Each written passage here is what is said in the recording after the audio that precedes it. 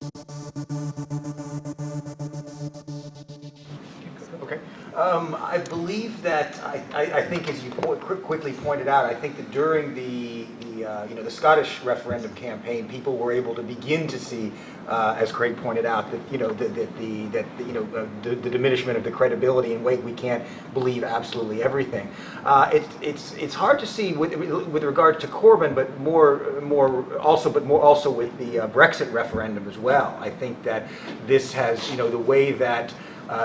For example, the way that Nigel Farage was promoted so much during the campaign, much to the balance, and also again not explaining really clearly what the implications of the referendum were. I mean, we saw, and they certainly did not they did not give a positive aspect of it during the Scottish referendum campaign, and then you sort of saw them trying to. Maybe have a little more balance during the Brexit referendum, but the problem was that there was not a clear explanation of what exactly the stakes were. And it was only after the referendum that people began, the Brexit referendum, that people began to see, oh wow, what's the EU? What have we just left? Even though we were told to dislike it for whatever reason.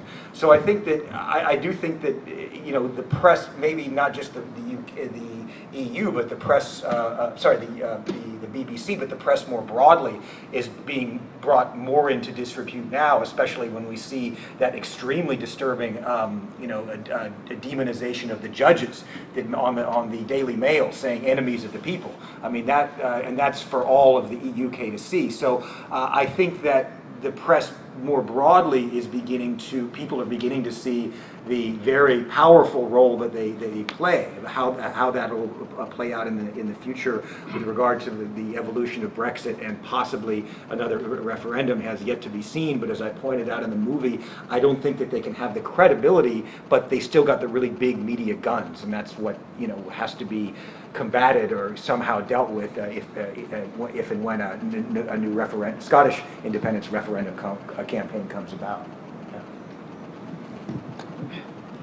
I think that the left in England or in the rest of the UK who supported Corbyn are far more sympathetic now to the Yes and the independence movement in Scotland, because now they see what we put up with, because they are having to put up with it now with the demonising of Corbyn.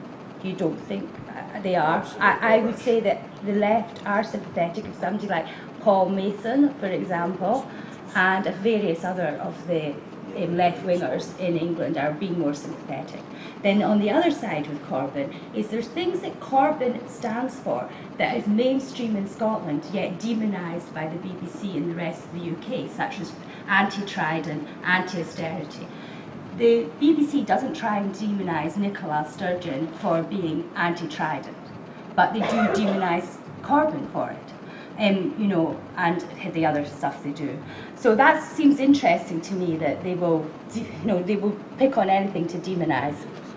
And then regarding the Brexit issue, I think that the BBC had failed in their duty to scrutinise and analyse what would happen. And I think the people that voted Remain in the rest of the UK will see that the BBC failed them, and that will lose the BBC credibility. So I think we've got the Corbyn supporters seeing what the BBC get up to, how they behave, losing BBC credibility and mainstream media credibility.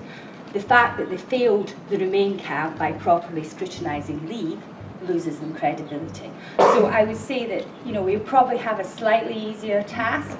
I think some things that we're doing, such as the billboard campaign, Misreporting Scotland, is a really good thing, because we need to sow the seeds of doubt in the minds of people that still believe in the BBC.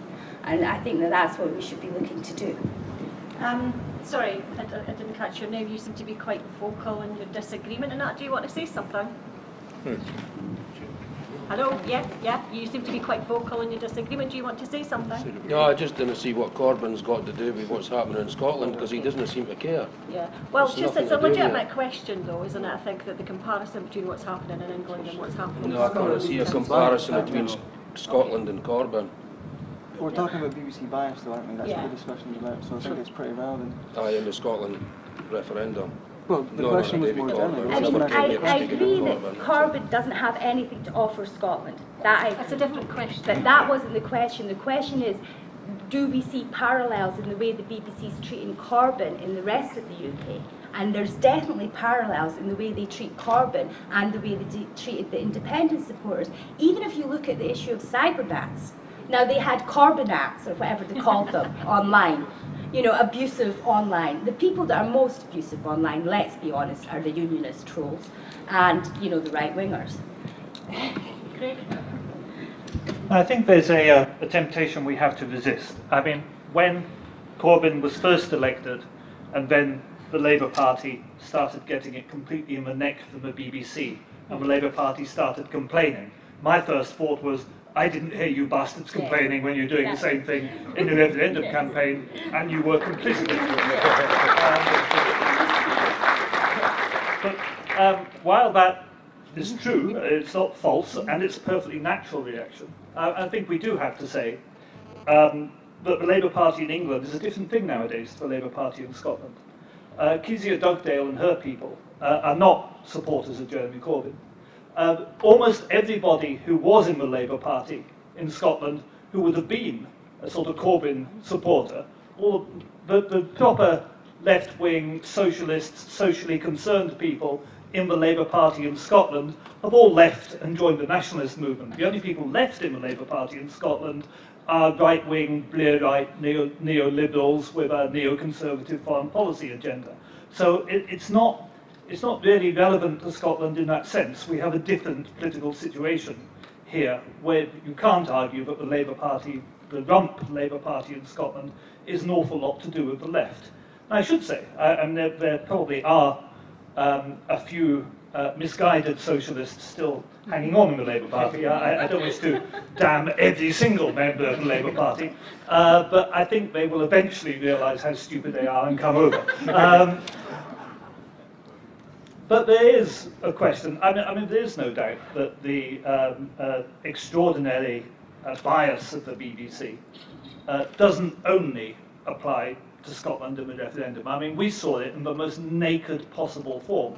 And I think that the great thing about that film is it probably didn't tell many of you anything you didn't already know. There's probably little there that was new to you. Maybe everyone saw one or two things they hadn't seen before, but mostly we knew that. But when you pile up the evidence and properly analyse it bit after bit after bit, then the result is truly shocking, truly shocking. And it's also true that while, because we were seen as a direct threat to the British state, while therefore the BBC gave the biggest and most concentrated propaganda campaign they've ever given. But it's also true that on many other subjects, the BBC piles up false propaganda day after day after day, and it's not stopping.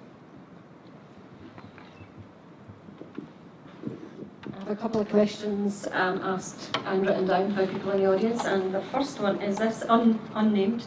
We would like you to answer honestly. Could you raise your hand if you voted no or didn't vote in the 2014 referendum?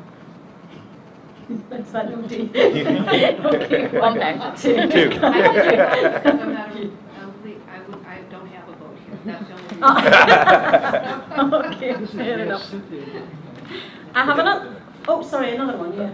Okay. Yeah. Too young. Too young. Yeah. My boyfriend will kill me, but he voted no. He's left. So. But okay. So here's another one. Do you think that another film could be made referencing the anomalies in the voting, i.e. the difference between the postal and the manual ballots, especially with reference to the Argyll and Bute results? For those that don't know, they think it was the Socialist Federation in Argyll and Bute have done actually a very compelling study on the differences and the anomalies between the postal vote and the manual vote. Do you guys want to make a comment on that? I do believe that there could be a film done about it. I don't know how useful it would be, other than to point out ways in which a voting system for a future referendum could be much better designed. I did a little bit of research into just after the referendum, and while there may or may not have been fraud, there was a lot of scope for fraud. I mean, there would, the way that, for example, in the SIRA, the Scottish Independence Referendum Act, which was passed by Westminster to allow the Scottish government to conduct it. One of the provisions was that they had to, that the private companies that would house the paper ballots after the referendum had to destroy them, were contractually obliged to destroy them within 3 months. So even if we, and this was all in the Westminster, statute, it wasn't in the Holyrood statute that would have done it. What I do, while it's important to know how, while there certainly could be a movie done about it, there's no question about it, I think that the energies would be better put towards constructing a more fair, more accurate, provably accurate voting system for a future referendum and subsequent elections as well. So, yeah. Can I just, I want Sure. to ask you a follow-up question, Mark, actually. What one thing do you think could make the future referendum election process more robust?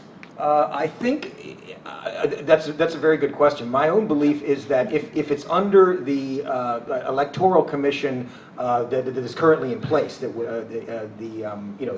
that has to do with is directly affiliated with Westminster, I think that at the very least it needs the entire process needs to be scrutinized from without. I was looking at and this could be in the form of a citizens commission that could be set up, that before any referendum they sit down. Okay, what is the procedure? What sources? What are you outsourcing? Because I was looking through a lot of some of the websites of some of the municipalities, and they were hiring people for the day to work,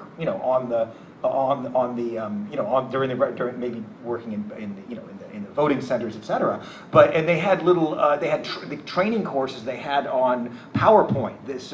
So you would be hiring just this random person for the day to do it without much training, without knowledge of electoral law, without any of these things. I think that at the very least there has to be very strict scrutiny of the process. And how are the do we have the barcodes on the ballots? What companies are being subcontracted to take the ballots from the polling stations to the counting thing? Is there a better way of counting it? For example, why didn't they just count them at the stations and transmit the results? Why do they have to take these tons and tons of ballots to the place to vote them?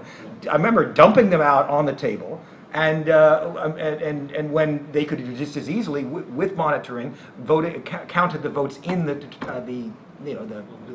ballots themselves, assured it, and then passed on the results. So it would have been much, so I think that I think it's very important in any future referendum for at least the process to be properly scrutinized and see if there might be ways that we could, enhance the integrity of any future referendum.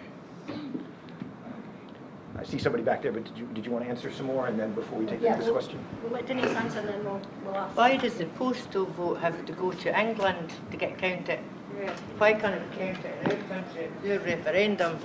Absolutely, and why couldn't it be done online? There's no reason. I mean, look. When you have a credit card, it's pretty secure. Not perfect. Sometimes there's hackers, but there's no reason why we can't do that. But it's the electoral law that was written, in the past, that governs the way that these are done, and it's antiquated. It's and again, at this point, it's because Scotland has to operate within the UK things, that leaves very little scope for reform. So again, anything that we do, anything that is done in the future under the UK has to be very strictly scrutinized to make sure that at least it's as fair as possible and with the narrowest possible scope for any possible fraud. Yeah. I was just wondering, do you think it's overkill if in the event of a next referendum, there was some kind of outside observers, for example, UN observers. Would that be too much? Oh, well, to one degree, apparently often they have to be invited by the member state or by the state itself. So it would have to be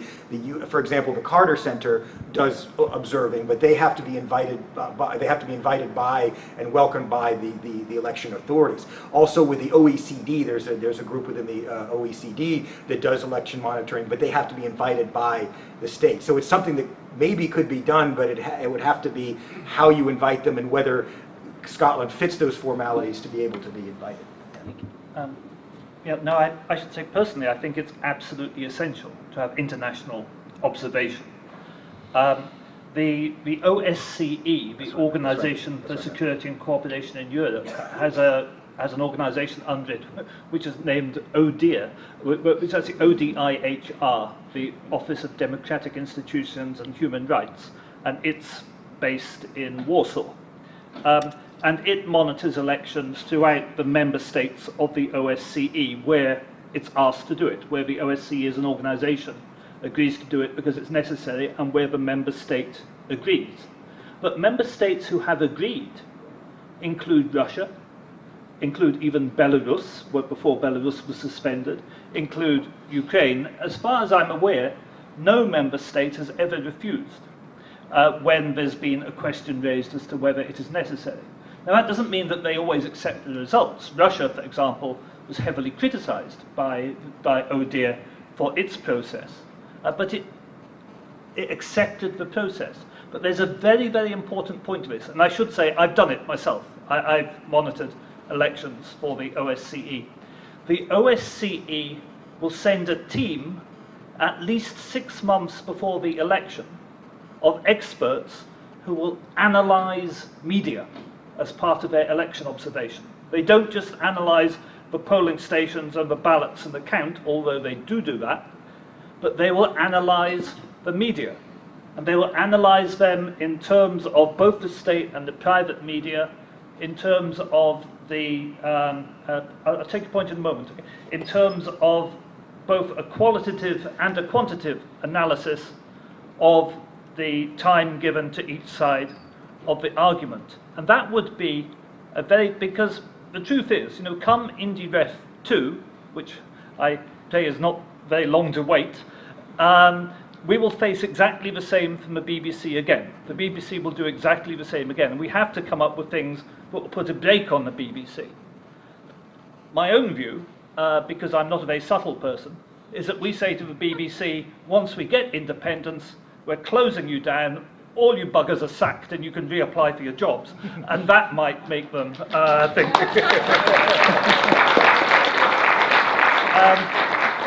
But also, if you're going to be literally named, for your bad coverage in a report which is published by the OSCE and then discussed by over 50 member states, that would give Gavin Esler pause to do something like that made-up story about Vote No Borders. So there is a genuine advantage to having international observation. Now, it is true that the UK government would have to agree, but if the Scottish government insists on it and publicly insists on it, it's very hard for the UK government and the unionists to refuse, because, of course, the old question of what are you trying to hide? Why are you scared of international observers? Even if they were to refuse, it would be a good point on our side of putting them on warning, something's wrong here. They won't agree to international observers. That would be a good plus point for us anyway. So I view it as absolutely essential that the Scottish government insists on international observers in the next referendum. And how do we get this? How do we get the argument to the people before the next NDRF to make sure that this isn't affected? People realise what's going on before the whole course starts again. Yeah, I think they have damaged their own credibility, as we spoke about earlier, with their behaviour in the independence referendum, Brexit and Corbyn. But also I think things like, I actually really like those billboards, Misreport in Scotland, and I wonder if there's other ways of that we could get to the wider public of saying, just have some doubt about what the BBC are saying. You know, they might not be telling you the whole truth on everything. And I think the best we can manage is to put doubt in their mind. But I also think at the same time as we try to put doubt in people's mind that the BBC may not be telling them the truth, we need to use all our alternative medias to get the truth to them, which I think we do fairly well and probably can do better. And if you look at the polling, you can see the over 75s, they're the problems, or the over 65s, the people that don't use the alternative media as much.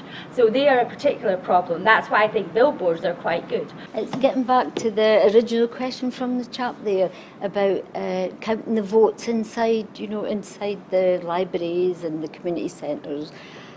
From my point of view, I don't really see how that would be feasible, because you would need observers in each one, and in my area alone there's 4. You wouldn't possibly get all the volunteers to make sure that these votes are counted properly. You would have observers like at the count. You know, when you go to the count, you have to make sure that there's people there making sure that it's... Yeah, I mean, what I would... When you count how many polling stations are in Dundee, you would need all these volunteers to go there and make sure... You have, well, let's see, I mean, it's doable. I was speaking with someone in Catalonia over the last, because I was there last semester, and I was describing how I saw the, you know, the way that it was done, where they take all of the ballots to one central location, and, you know, and I was at the Glasgow recount, and, you know, it was just piles and piles. And so, whereas, you know, if they did it at the actual polling stations, where you have, you know, there's just like 1 or 2 people, you know, are doing it and having several observers there, enough to do it, and they're able to do it there and transmit the results. I mean, nothing's perfect, but there's different ways of doing it that could be more reliable. But how can we get a film like this out to people? Just my understanding is it will be out on YouTube within the coming weeks. They need to what they're working on now is getting a subtitle version, so you know, and getting it to the highest quality before they release it. And it's events like this in the meantime that are beginning to bring up, you know, the knowledge, cognizance of it, so that people will be more interested in seeing it. But it will certainly be widely available to everyone on the internet within about 6 weeks, 6 weeks maximum, something like that.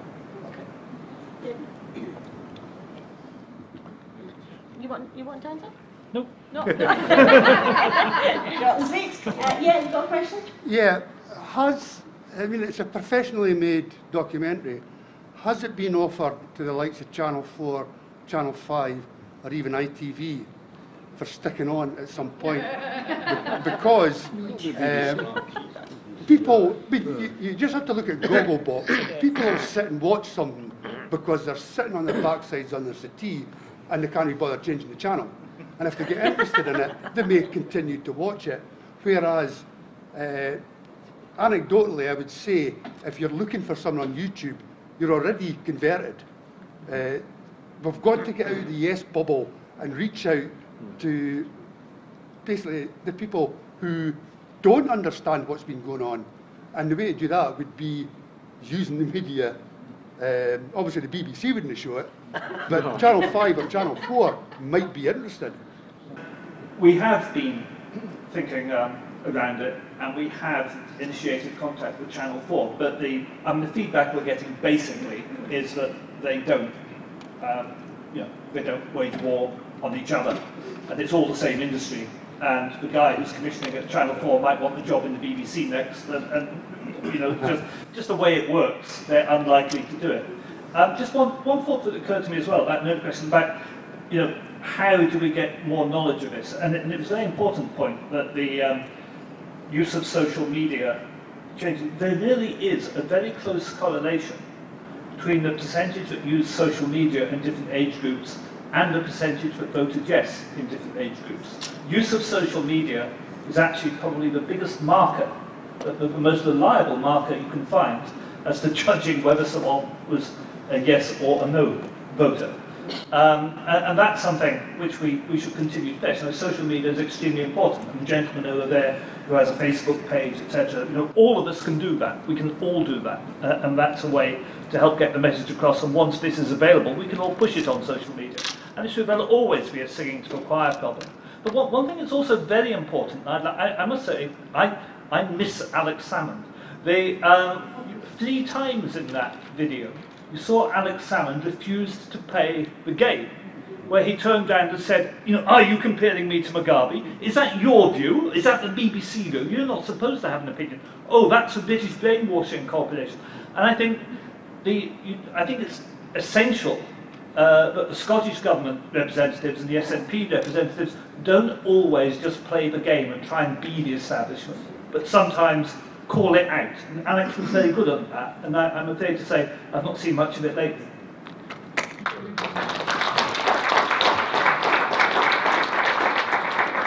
Any other questions?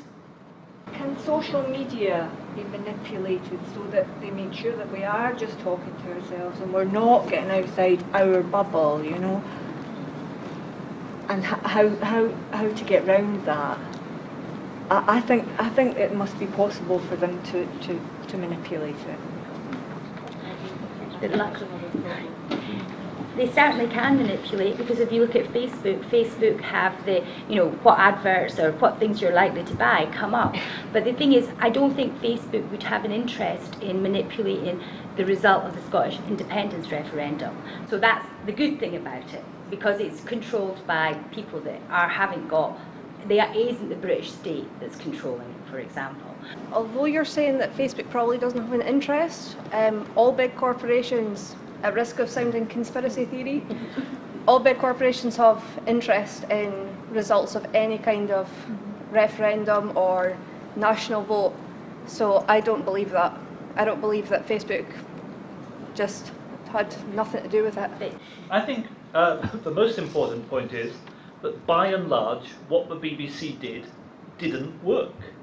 If you remember, we started the last referendum campaign about 30 to 35 points behind in the opinion polls.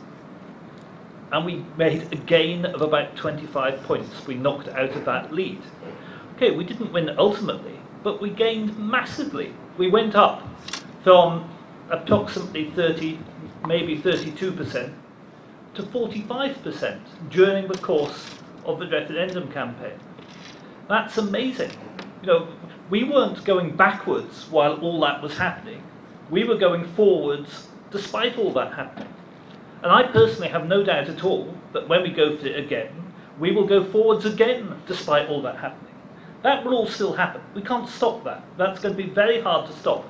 I've mentioned a few ways we can perhaps try to ameliorate it a bit by international monitoring, by making plain that after we win the buggers are going to get sacked, and various other things. But it's not going to fundamentally change it. We're still going to face that. The best thing we can do to counter it is to open people's eyes to what's happening so they recognise propaganda when they see it. And that's what this film is trying to do. So I do think that the film is important. I do think we have to get the message out in other ways. I think the billboards are other ways. But I think we have to challenge the BBC at every occasion, but I don't think we should believe that we're actually fundamentally going to reform the BBC before independence. We're not. We're going to face that anyway.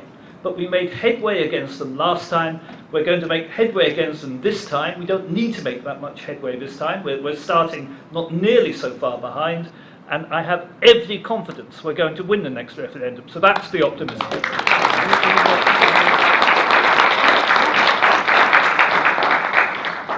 Yeah, I think it is really important to remember the progress we've made. Like Craig says, we started here in the polls, and even with the bias, we ended up so far ahead. And being aware of it is really important. Now we know what tricks they're going to employ. Now we know what they're up to, basically. But I think if we're wanting to appeal to people who are not naturally yes voters already, I think not necessarily with this film. This film was great, had a lot of information in it and stuff, but we need to be careful how we present information, and we need to make sure it doesn't look like we're demonising the thing that we're trying to present information on, like the BBC, you know what I mean? With if something looks like a propaganda film and comes out and it's like, look at the scary BBC and what they're doing, then people who, we've got to remember the attitude of people who still think it is nice, friendly, anti-BBC, maybe present information in a way that make sure we're not demonising the BBC in their eyes, and it's hard because we know what they're like, you know what I mean, and we want to. I think we need to be aware of that as well. Yeah, I think that's one of my major points. We have to manage the BBC. So we should be, and particularly the politicians, who have a lot of airtime on the BBC, but anybody on the BBC should be managing the message in the BBC, because we can do things like there's rapid rebuttal, like, you know, if they say something that's clearly wrong, we can get back and say that's incorrect. You know, we need to rapidly get back, but we could also try and get some of the BBC journalists on side and some of the newsprint journalists on side. Just quickly, I do disagree to a certain degree, because and just in the sense that they have their editorial constraints, and they cannot. I mean, it's one thing to be friendly with them, but that can quickly turn on you as well. I mean, and because they have to, they want their check at the end of the month, and they'll do what they have to do to play to the upper levels of management. So, and not, as you say, not getting themselves at the bottom. To go on that last point, I've had a discussion with a local journalist who worked for The Sun at the time, and she says that basically her entire office were already yes. However, every time she wrote a story that played to that, it would just disappear. And that was at the time when the Sun was, are they or aren't they going to come out? So it was in that period where they were able to go either way. So, and even then, they came back and just... I can't see it being any different, because at the end of the day, it's the editor's decision what goes in the paper. So we can be as nice as we like to them. Yeah, I noticed during the referendum campaign that it's like our elected yes politicians and high-profile yes campaigners, they didn't really want to publicly say anything against the BBC. And it would be nice if maybe on camera they could ask some questions of the BBC during interviews. Why didn't you mention this? Why are you saying that when it's not true? And actually challenge the BBC head-to-head. And maybe it would be better if we kind of made friends with some of them and talked to them and kind of got them on side and got them to do that. It might, you know, be a bit more productive. Noam Chomsky was interviewed by Andrew Marr a few years back now. You may be familiar with the interview. It was actually really quite insightful. And Andrew Marr was making the point that he'd never had to censor himself as political editor of the BBC. He'd never had to edit anything. He was just free in his opinions. And Noam Chomsky said, exactly. And if you didn't agree with your boss, you wouldn't be in that chair. So, you know, this is what we're talking about. We're talking about the mechanisms of social and political control. Let's not get bogged down in individuals. This is an institutional analysis of a conspiracy to rob us of independence. Let's not get bogged down and fight with each other here. There are many strategies which we can use. Everything is welcome as long as it adds to the cause. That's my real thing.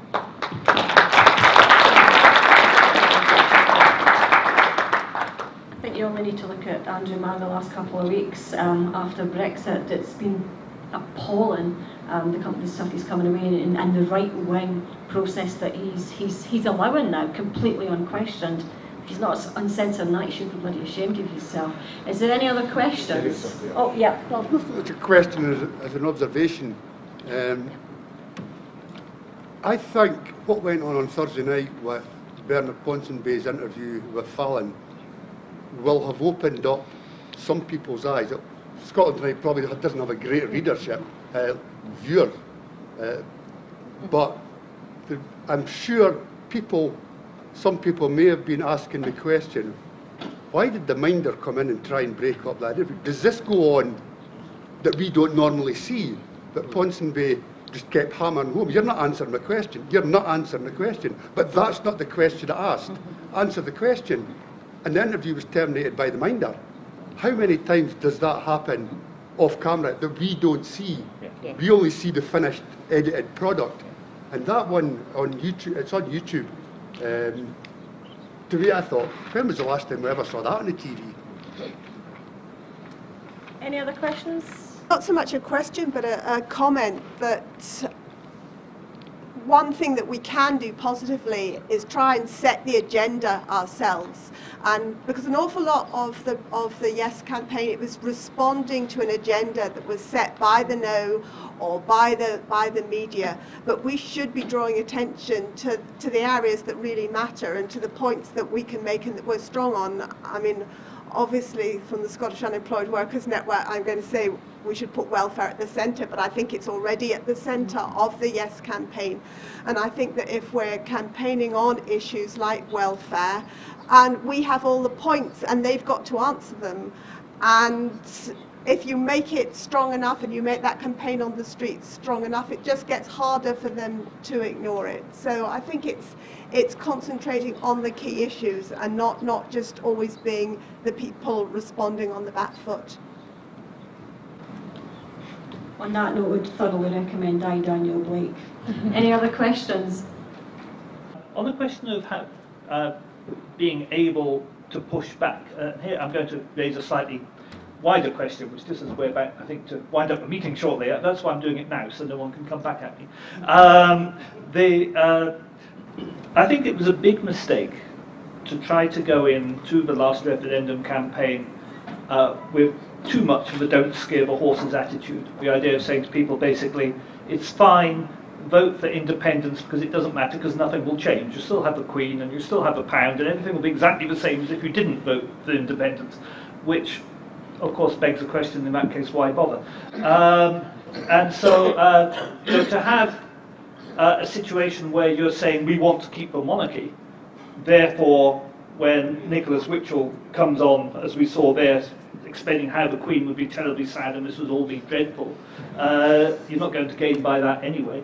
Or to say we want to keep the British pound, thus giving them the chance to turn back and say, we won't let you, it's our pound. Those are mistakes. We should go in to the next referendum arguing for a republic with its own currency. I just like to put that.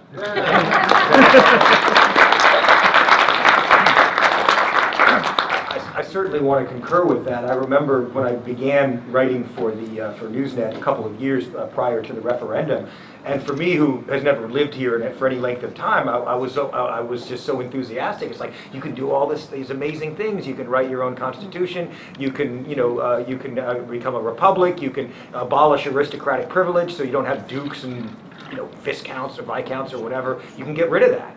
But I was very surprised by the lack of other journalists, at least, who would make these similar points. And I think it was very much, the idea of not wanting to rock the boat, that there would be, that you don't want to upset people's sensibilities. No, I think that was definitely part of it. But I think this time the Yes campaign, however, that should be much more bold and say, look what's happening down south. Do you want that to keep spilling over? Do you want this right-wing Tory government? How much longer do you want to be subject to this Tory government? These are the types of questions that need to be asked. And wouldn't you rather be able to set up your own state under much better circumstances, that's much more democratic, that's much less corrupt, and much more egalitarian? And you would think that the answer would be a resounding yes, but it's a question of getting these arguments out there. Yeah. When Craig makes the point about the Yes campaign being, shall we say, problematic, not radical enough, I would refer him back to his own earlier point about how that campaign increased support for independence by something around 50%, perhaps more. The problem was not with the campaign. We've got to get away from saying that we made mistakes. There was nothing wrong with our campaign. There was nothing wrong with the Yes message. The problem was in the communication of that message and the failure to scrutinise the anti-independence message. There is nothing wrong with the way the Yes campaign was fought. And I could pick up on the particular point of currency, because it's very illustrative in this context. When people say, oh, we got it wrong on currency, that implies that there was a right answer on currency. That implies that there was some currency solution which was going to be right in all circumstances and for all time. There is no such thing. Alex Salmond and the Scottish Government, the Yes Company, had to pick on one option, and it was the most viable option. There was no right answer. I agree with you there, because if you imagine how much torn into if we had said we'll make a Scottish currency at that time, or said the euro at that time, it would have been exactly the same. If Alex Salmond had been the one to say we are going to arbitrarily and unilaterally abolish a 300-year-old currency union They would have torn them to shreds. So whatever we say, they're going to tear us shreds. I think that's the point. But I think the wider point is it's independence will bring us the ability to make the decisions, but we need the independence first.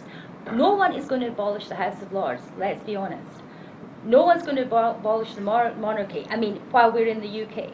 No one's really going to set out austerity because, you know, basically they're bought into it. Westminster's bought into the neoliberal austerity agenda. The only way we can start to make different decisions is by independence.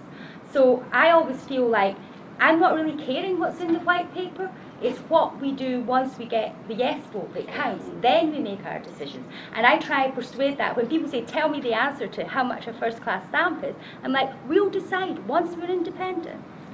Yeah. Moving into purple. I'd like the panel's opinion on rallies and the grassroots movement. Okay. I think they're very important. I think that I think that it demonstrates a burgeoning of people's interest in it. I mean, if you're, you saw the footage of in Catalonia. I was there at the 9th of November. I mean, there were literally, 1 million people on the streets of Catalonia on that day. And thus far, you've had several rallies here in Scotland, certainly numerous over independence, including over the past couple of months, even though there's no immediate one planned on the horizon. But I do think it's important to keep the interest, to keep the arguments afresh, to keep people prepared for when it happens again. Keeping the motor running. So to speak. I think that it does serve that, and I think that it also does help to exert pressure on the politicians to move and to keep going with that, because I think it's easy to get. It might for many it might be passive. Oh, we'll wait till Nicola Sturgeon proposed it and then we'll go. I think it's more important to keep I think these do serve a purpose of keeping people engaged, and so that when there is an actual campaign announced, the people are really ready to go and make it happen this time. I think they're useful as a show of strength in a sense, and in showing people and in reinforcing that it's okay to be like this. People who might be tending towards independence but be worried because everything they see on television tells them it's wrong, can see a rally going past and think, wow, there are tens of thousands of other people who think like I do, and they all look like normal people. They don't have two heads. They don't look like mad people wearing tinfoil hats. I can see all these ordinary people, like me, actually support independence. So I think they're very, very useful from that point of view. And also sometimes, sort of teaching to the choir, and I should say that a rally is one way where you are actually quite likely to get passers-by tagging on to hear what's happening because they're interested to hear what's going on. So in fact, a rally, you're probably more likely than you are in a meeting like this to get passers-by listening to what's happening. But also, anyway, things we do among ourselves, which then infuse us to go and do the other hard work, like the knocking on doors or delivering leaflets or delivering envelopes or whatever else we have to do, are good anyway. There's no harm in self-reinforcing events. So I think rallies are for us, in a way. I agree that people might listen, along, but there's nothing going to beat canvassing. So if you want to get a yes vote, canvassing is the way to do it. Nothing can beat canvassing. We know that because of WikiLeaks, what was done with Cameron and Sony and Outlander, what can we expect publishers like WikiLeaks to role that they will take in the next referendum, if any interest is there for WikiLeaks to expose them again? Yeah. Craig, do you want to answer that? As I presume you know, Julian's quite a good friend of mine. Julian personally is a strong supporter of Scottish independence. That should be said. And he has Scottish ancestry on his mother's side that he feels strongly about as well. And he was very pleased to get the information on Cameron intervening to have Outlander postponed and get that out. But WikiLeaks are a publisher. They don't source the information.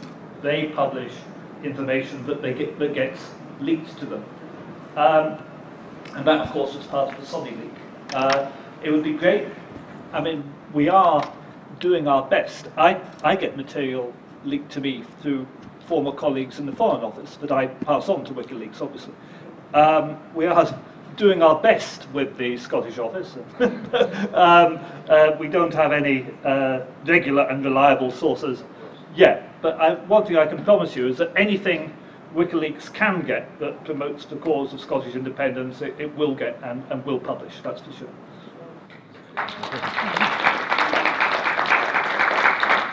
The lady there in the glasses, yep, she just wants something. Are we starting to see the end of democracy as a parliamentary democracy is in this country?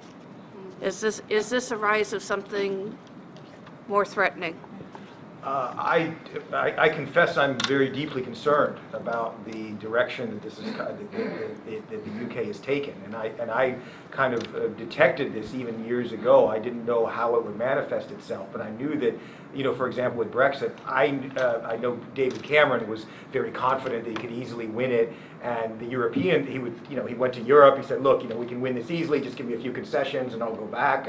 Just make it so, you know, immigrants have to wait 4 years before they get benefits, and everything will be great. I'll win by a huge margin. But I knew, you know, having observed, as we all have observed, the Scottish referendum, we knew that the truth and explanation would not be part of that debate, and so it was dominated by two-bit demagogues like Farage and all of these other people who just, you know, absolutely demonize and without any really clear explanation, as you say, of what it actually means to leave the EU, and only that coming out afterwards. I mean, and so,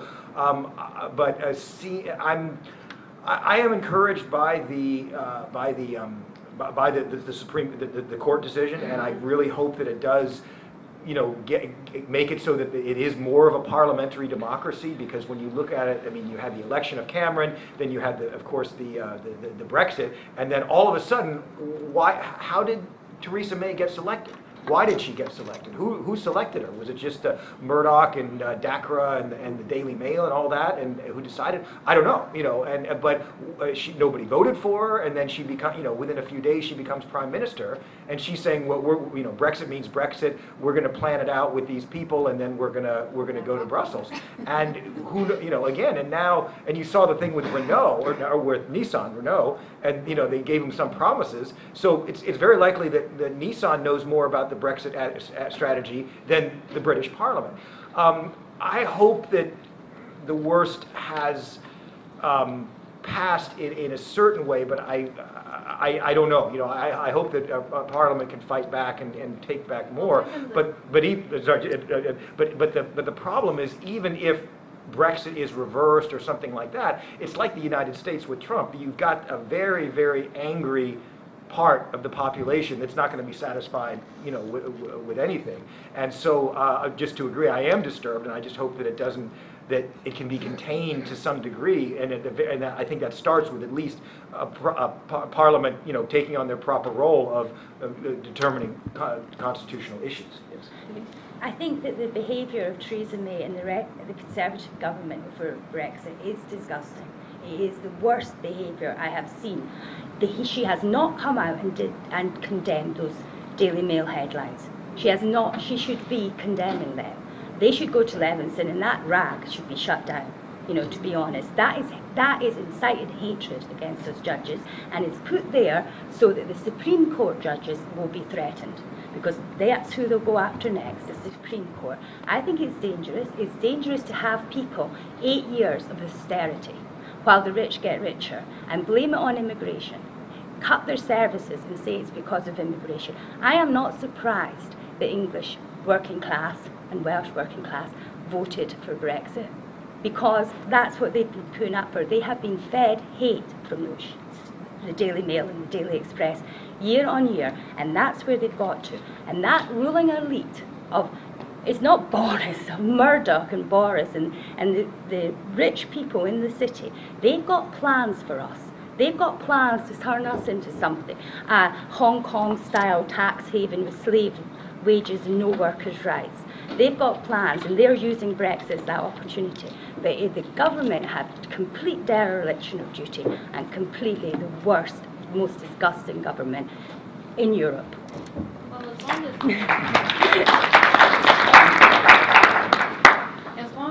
my own view is that from an internationalist point of view, the European Union is still a worthwhile project to pursue. But I can understand there can be differing views on that. As far as I can tell, it does appear that the majority view within the pro-independence movement is that we should stay within the European Union. And there was a reasonably large majority within Scotland that we should stay in the European Union. I will say, I actually, Robin McAlpine's a friend of mine. I disagree very strongly with him on the idea that we should wait 4 years for the next referendum. Partly because he's changed, has he? I think he's going to have to. I haven't spoken to him since he changed his mind. But if he's changed, He wrote an article about it. yeah. Well, I think it was obviously his last conversation with me that changed his mind. Which, for one thing, I think if Scotland wishes to stay in the European Union, it's a hell of a lot easier to stay in than it is to leave and join. And if Scotland is not independent by the time the UK leaves, then Scotland will have to leave and get back in. And that will diplomatically be much more complicated in a number of ways I could go into. Peter seems to want me to go into them, but believe me, it is. So that really puts us on quite a short timetable, because Brexit is probably about 2.5 years away, I would guess.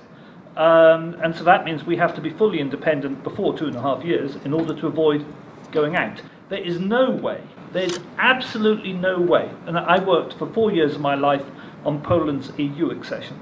There is absolutely no way within the treaties that Scotland can remain in while the UK is out. That just doesn't work, because treaties are between member states. You know, all this stuff about reverse Greenland scenarios and things is absolute bullshit. There's nobody respectable who argues that case. So we have to get independence within the next 2.5 years, and that means we have to have a referendum within the next year, 1.5 years, and that's the timetable that I think we should be working on. Mm-hmm. Yeah. I think that's our time up. It's actually only booked till 4 o'clock, unless anybody's got final burning questions. No. Thank you very much, everybody, for coming. I think it's been really good. Can I round of applause for the panel?